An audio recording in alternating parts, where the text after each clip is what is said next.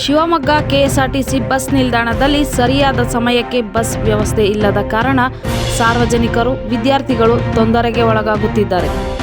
ಶಿವಮೊಗ್ಗದಿಂದ ಭದ್ರಾವತಿಗಾಗಲಿ ಇನ್ನಿತರ ಸ್ಥಳೀಯ ಊರುಗಳಿಗೆ ಹೋಗಬೇಕೆಂದರೆ ಜನರು ಪರದಾಡುವ ಪರಿಸ್ಥಿತಿ ಇದೆ. ಪ್ರತಿದಿನ ಶಾಲಾ ಕಾಲೇಜುಗಳಿಗೆ ಹೋಗಲು, ಕೆಲಸಕ್ಕೆ ಸರಿಯಾದ ಸಮಯಕ್ಕೆ ಹೋಗಲು ವ್ಯವಸ್ಥೆ ಇಲ್ಲದೆ ಅಲ್ಲಿನ ಜನರು ತಮ್ಮ ಅಳಲು ತೋರಿಕೊಂಡಿದ್ದಾರೆ. ಶಕ್ತಿ ಯೋಜನೆಯ ಪ್ರಭಾವದಿಂದ ತೊಂದರೆ ಆಗ್ತಿದೆ ಎಂದು ಡಿಪೋ ಮ್ಯಾನೇಜರ್ಗೆ ಹಲವಾರು ಬಾರಿ ದೂರು ನೀಡಿದರೂ ಅಧಿಕಾರಿಗಳು ಯಾವುದೇ ರೀತಿ ಕ್ರಮ ಕೈಗೊಳ್ಳುತ್ತಿಲ್ಲ ಎಂದು ಹೇಳುತ್ತಿದ್ದಾರೆ. ಕರೆಕ್ಟಾಗಿ ಬರ್ತಿಲ್ವಾ? ಕಂಪ್ಲೇಂಟ್ ಮಾಡ್ಬೋದಲ್ಲ, ಡಿಪೋ ಎಲ್ಲ ಇದೆ, ಬಸ್ ಕಳಿಸಿ ಚೆನ್ನಾಗಿದ್ದೀರಾ ನೋಡಲ್ಲ ತೋರಿಸಿ, ಚೆನ್ನಾಗಿ ವೆಯ್ಟ್ ಮಾಡ್ತಿದ್ದೀರಾ, ಬಸ್ ಬರ್ತಿಲ್ಲ. ಸರಿ, ಕಂಪ್ಲೇಂಟ್ ಮಾಡಿಲ್ವ ನೀವು ಯಾರ ಕಡೆಯಿಂದಾನು?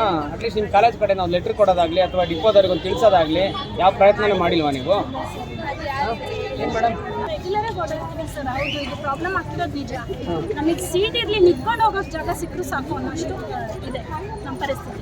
ಡೈಲಿ ಇದೆ ಥರ ಡೈಲಿ ಕೊಡಲ್ಲ ಸರ್, ಎಲ್ಲೂ ಸ್ಟಾಪ್ ಕೊಡಲ್ಲ. ಅಲ್ಲಿ ನಾವು ಕರ್ನಾಟಕ ಸಂಘದಲ್ಲಿ ನಿಂತ್ಕೊಂಡ್ರು ಮುಂದೆ ಹೋಗಿ ನಿಲ್ಲಿಸ್ತಾರೆ, ಇಲ್ಲ ಹಿಂದೆ ನಿಲ್ಲಿಸ್ತಾರೆ, ಇಳಿಯೋರು ನಿಲ್ಸೋಕ್ಕೋಸ್ಕರ.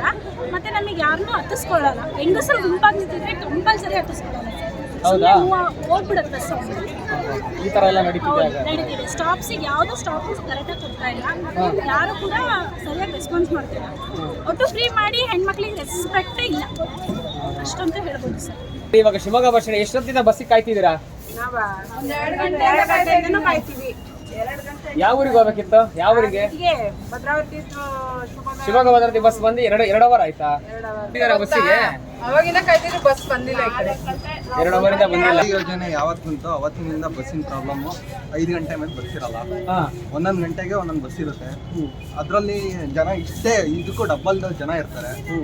ನಾವು ಡ್ಯೂಟಿ 5 ಗಂಟೆ ಮುಗಿಸ್ಕೊಂಡು ಹೋಗ್ತದೆ ಅಂದರೆ ಒಂದೊಂದು ದಿನ ನಾವು ಡ್ಯೂಟಿ 5 ಗಂಟೆ ಮುಗೀತು ಅಂದರೆ ಒಂದೊಂದು ದಿನ ಮನೆ ಹೋಗೋಷ್ಟೊತ್ತಿಗೆ 8-9 ಗಂಟೆ ಆಗುತ್ತೆ.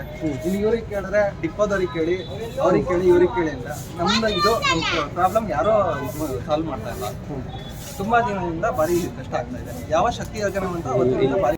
ವರದಿ ಚಿರಂಜೀವಿ ಸುಪ್ರೀತ್.